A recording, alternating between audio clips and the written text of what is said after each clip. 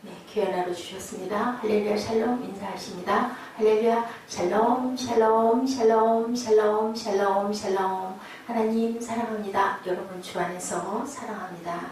오늘 느헤미야 13장 15절에서 22절 결단하라 라는 제목입니다.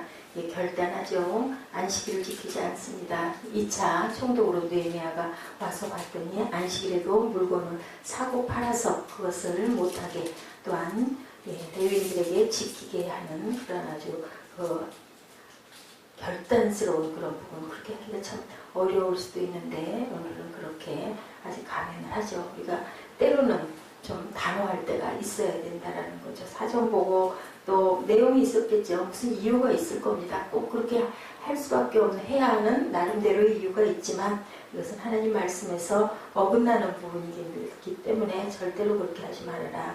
안식일에 예루살렘 들어와 15절이죠. 네, 음식물을 팔기로 그날에 내가 경계하였고, 또 두로 사람 예루살렘에 살며 두로 사람 절대 가까이 오면 안 된다 했는데 물고기와 각양 물건을 가져다 안식일에 예루살렘에서 유다 자손에게 팔기로 유다의 모든 귀인들을, 유다 사람들을 우선 꾸짖습니다. 그저 그들에게 이르기를 어찌 이 악을 행하여 안식일을 범하느냐. 예, 그때는 이 안식일 날은 일을 하면 안 되죠. 걸음도 많이 걸어서는 안 되고, 뭐 규칙있죠. 너희 조상들이 이같이 행하지 아니하느냐. 그래서 우리가 이렇게 바벨론 70년 동안을 이렇게 해놓고 또 이렇게 하느냐, 이렇게 나무랍니다. 네, 안식일 전에 예루살렘 성문이 어두워갈 때 이제 성문을 닫고 안식일이 지나기 전에는 열지 말라. 아예 안식일 날은 성문 자체를 열지 말라. 그래도 또 밑에 와가지고 자는 사람들에게 너희 그러면 내가 이제 너희들 잡아다가 혼을 낼 거야 하고 하죠. 그리고 레위 사람들에게 몸을 정결하게 하고 와서 성문을 지켜서 안식일을 거룩하게 하여라 이랬느니라. 하나님, 이것도 기억해 주시옵소서. 우리가 기도할 때는 이렇게 기도해야 되겠구나. 저는 그 마지막 22절 말씀, 네, 이 일도 기억하시옵고 주의 크신 은혜대로 나를 아끼시옵소서 이렇게 말씀합니다. 내가 이렇게 했으니 하나님께서 나를 보호하시고, 해코지할 수도 있지 않겠어요? 원한이 맺힐 수도 있는 거고, 우리가 밥을 굶고 살란 말이냐 하고 한거할 수도 있습니다. 예, 안식일 준수라는 깊은 뜻은 우리가 말씀 중심으로 말씀 준수하고 살아가는 그 부분에 상징을 갖고 있죠. 과거 이스라엘 백성들이 말씀을 지키지 않았으므로 이렇게 심판을 받았는데 또 말씀대로 하지 않고 이렇게 하면 어떻게 되는 거죠? 말씀을 지킴에 있어서는 변명이 통하지 않는다. 나름 이유들은 다 있어요. 그래서 보면은 핑계 없는 무덤은 없다라는 그런 우리 옛말도 있죠. 이렇게 단호하고 결단할 줄 알고 분명히 할 줄 아는 그 느헤미야의 그 리더십을 우리가 또한 본받아야 되겠죠. 장사꾼과 각양 물건 파는 자들이 한두 번 예루살렘 성 밖에서 잤어요. 그래서 이렇게 하니 너희들 안 되겠다.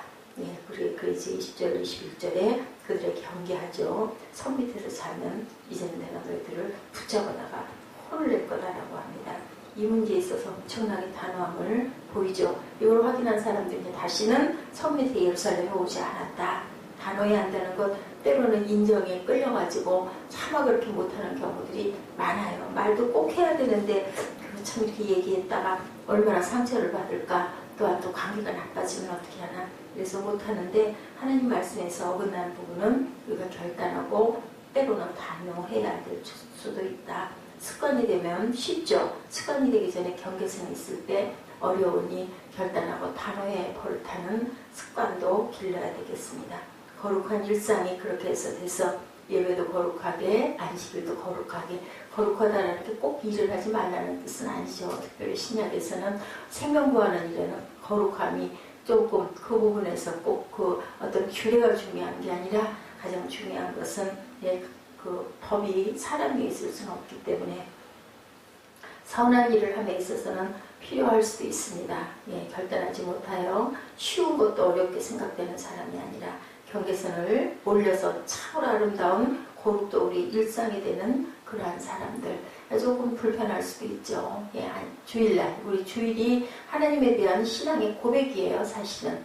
근데 주일날 내가 이것도 해야 되는데 저기도 가야 되는데 하면서 뭐 이건 한 번 빠지면 어떻겠어? 항상 그런 것도 아닌데 이게 이렇게 되다 보면 거꾸로 습관이 된다라는 부분도 우리가 꼭 생각해야 됩니다. 안식일은 11조는 하나님에 대한 예, 우리가 내가 하나님의 백성입니다. 또한 이것은 모두 다 하나님 것입니다. 라는 그런 고백입니다. 주의를 지키는 것이 경계선에 있을 때는 어렵죠. 처음에 초신자들 나오다가 무슨 일 생겨 한 번 빠지고 두 번 빠지고 하다 보면 그 습관이 되어버리는 거 조심해야 되죠. 그것이 경계선에 있지 않고 우리의 거룩한 일상 속에 들어온 사람이 많이 있지 않습니다. 우리도 또한 그렇게 많이 있지 않은 그 속에 우리가 들어서 세상 사람들이 보기에는 어이구 답답해. 꼭 저렇게 꼭 해야 예수 믿어 하는 사람은 많아요. 그렇지만 우리는 하나님의 말씀에 준해서 또한 마음에 은혜를 받고 기쁨이 있으면 그것이 내게 어떤 구속이 되질 않는데 우리 사랑하는 사람들 뭐 구속이 돼요. 둘이 당연하지이죠. 근데 그렇지 않은 사람들 함께 있는 게 얼마나 힘들고 어렵고 답답합니까? 아주 그게 좀 숨막히잖아요. 마음 별로 안 드는 사람하고 말없이 앉아있는 게 참 힘듭니다. 또 사이가 좋았다가 나빠져가지고 다퉜거나 했을 때 같이 있을 때 얼마나 껄끄럽습니까? 이런 것처럼 우리가 힘들다는 경계선이 어떤 사람은 아주 초보적인 것도 힘든 사람도 있고 어떤 사람은 대단히 어려운 것도 잘 견뎌내는 사람들도 있다는 것 수준을 우리가 높이자. 야곱이 임종을 맞으면서 자녀들을 축복하죠. 축복의 내용을 보면 먼저 하나님이 어떤 분이신가를 설명하는 부분이 나옵니다. 내 조부 아브라함과 아버지 이삭의 섬기시던 하나님이다. 여기 섬기다라는 단어, 동행하다라는 뜻을 갖고 있어요. 예, 하나님이 아브라함과 이삭을 따라간 것이 아니라 누구와 아브라함과 이삭과 함께 동행했다. 예, 하나님을 따라갔다. 우리가 동행이란 하나님이 우리를 따라가는 것이 아니라 우리가 하나님을 열심히 따라가는 것. 야곱의 조상들이 그렇게 했다라는 거죠. 때로는 잘못된 길을 갈 수 있지만 잘못을 깨닫고 열심히 하나님을 따라갈 줄 알아야 된다. 아, 삐뚤어졌네. 길 잘못 들었네. 이거 가시는 길 아니네 할 때는 얼른 회개하고 돌아서서 다시 가야 되겠죠. 그냥 어차피 어쩔 수 없어.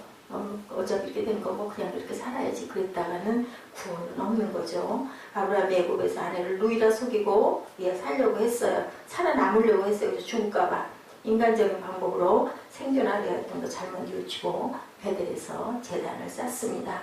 하나님님과 동행한다라는 것. 아브라함은 하나님이 약속한 자녀인 이삭이 아니라 누구? 이스마엘로 만족했죠. 나는 아무래도 자녀가 없으려나 봐. 그래서 그냥 나는 이해 정도로 그냥 만족하겠습니다 했을 때 하나님께서 아니라고 깨닫게 해주셨을 때 얼른 또 돌리죠. 우리가 우리 하나님 뜻대로 걸어간다는 것, 하나님과 동행하는 것. 비행사가 비행 전에 먼저 비행 스케줄을 잡죠. 가다가 길 잘못 들면 어떻게 해요? 스케줄이 엉망이 돼서 엉켜버립니다. 위험하죠. 그렇게 되면은 다시 깨닫고 하나님을 따라잡기에 달려간다면 그 사람은 하나님과 동행하였다라고. 우리 인생들은 다 시행착오를 많이 겪기 때문에 그래도 끝까지 그죠? 하나님 손을 놓지 말아야 되겠죠. 두세 사람이 내 이름으로 모인 곳에는 나도 그들 중에 있으리라. 마태복음 18장 20절 말씀입니다. 성경은 아름다운 동행자에 대한 이야기로 가득 차 있어요. 동행이란 단어 때문에 유명한 누가 동행했어요? 에녹이죠. 에녹은 성경에서 아주 짧게 기록되어 있는데도 엄청 에녹하면 우리들이 다 압니다. 성경을 깊이 모르는 사람도 하늘나라에 그냥 죽지 않고 살아서 올라가는 사람 하죠. 동행이라는 말 때문에 에녹은 우리에게 감동을 주죠. 무두세라를 낳고 300년을 하나님과 동행했다라고 그렇게 기록되어 있습니다. 동행할 수 있는 분 가운데 가장 좋은 분, 그분과 동행하면 분명히 복을 받죠. 바로 하나님이죠. 에녹은 그 하나님과 동행했어요. 우리가 동행할 때 이왕이면은 은혜 받고 좋은 사람하고 어디 가고 싶지. 아주 힘들고 불편한 사람 가고 싶습니까? 근데 그 동행인 중에서 가장 좋은 사람이 바로 하나님이다라는 것을 잊지 마십시다. 에녹의 죽음에 대한 표현이 성경은 에녹이 죽었다고 말하지 않고 누가 누구를 낳고 누가 몇 살까지 살다 죽었다는데 에녹은 뭐라 그래요? 하나님이 그를 데려가심으로 이렇게 나와 있습니다. 하나님이 에녹을 너무너무 좋아하신 것, 그죠? 왜 그렇게 좋아하셨을까요? 우리들 이웃도 그렇고 또 자매끼리도 그렇고 부모가 자녀를 봤을 때도 그렇고 같이 있고 싶은 사람 어떤 사람이에요? 편안하고 좋은 사람.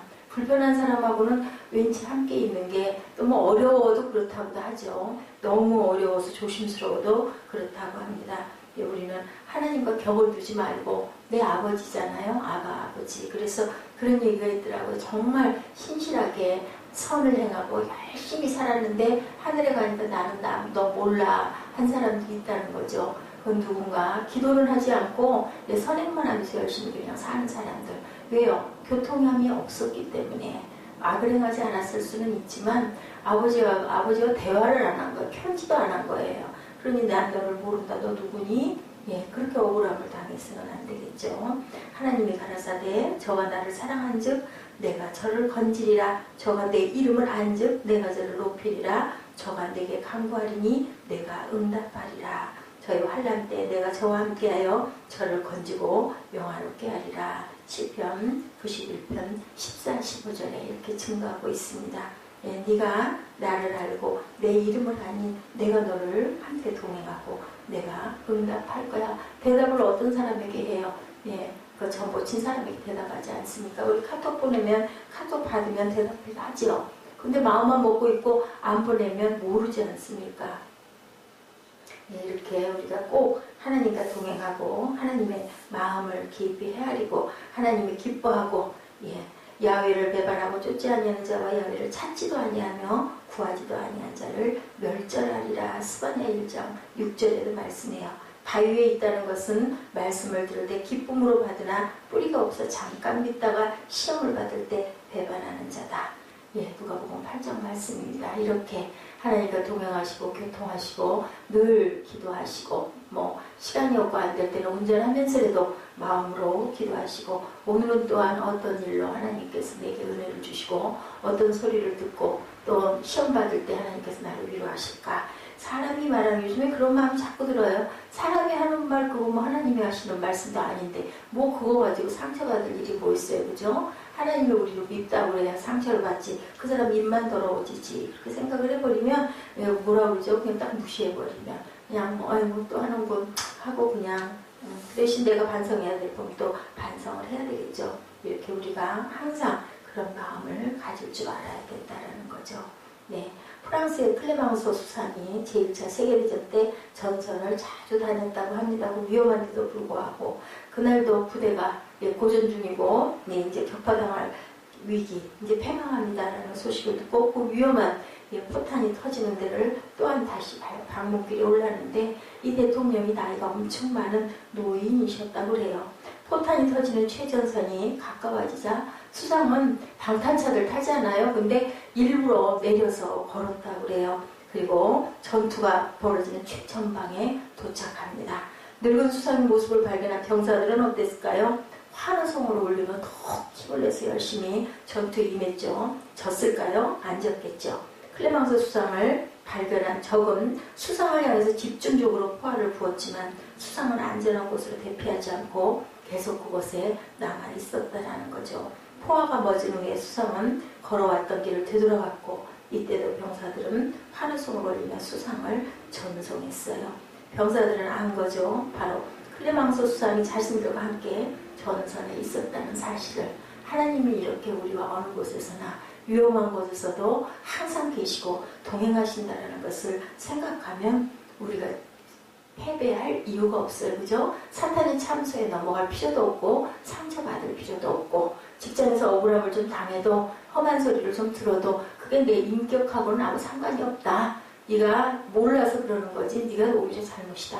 이렇게 생각을 해버리고 그 대신 내가 하는 일에 대해서는 돌아볼 줄을 알고 그 사람을 위해서 우리가 기도할 줄 알아야 되죠. 대통령이 어떤 사람이 국민에 대한 신의를 지키지 않는 일을 비롯하여 대통령이 되겠다는 정치인들 역시 신의를 지키지 않았기 때문에 우리 사회는 불신과 혼란인데 하나님의 마음을 우리가 품고 내가 위험하더라도 그죠? 나라를 위해서 생명을 드린 사람들 지금도 역사에 기록되어 있고 성경에 기록되어 있죠. 우리가 이런 마음을 본받고 그만하지는 못하더라도 우리가 그렇게 열심히 따라 살아야 되겠죠. 신뢰와 신유는 목숨과 같다. 목숨처럼 인생 끝까지 가는 거다. 신의가 없으면 아예 시작을 하지 말자라는 그런 결단을 가지고 살아가는 바른 신앙인. 우리가 가장 신뢰하고 믿을 수 있는 분 오직 하나님 주 예수 그리스도라는 것을 마음판에 새기고 그분이 늘 내 아픔 중에, 내 눈물 중에, 내 어려움 중에, 내 절망 가운데 항상 하나님이 나를 붙들고 계시다는 그러한 믿음을 가지고 오늘도 승리하시는 하루 되시기를 주님의 이름으로 축복합니다. 기도하시겠습니다.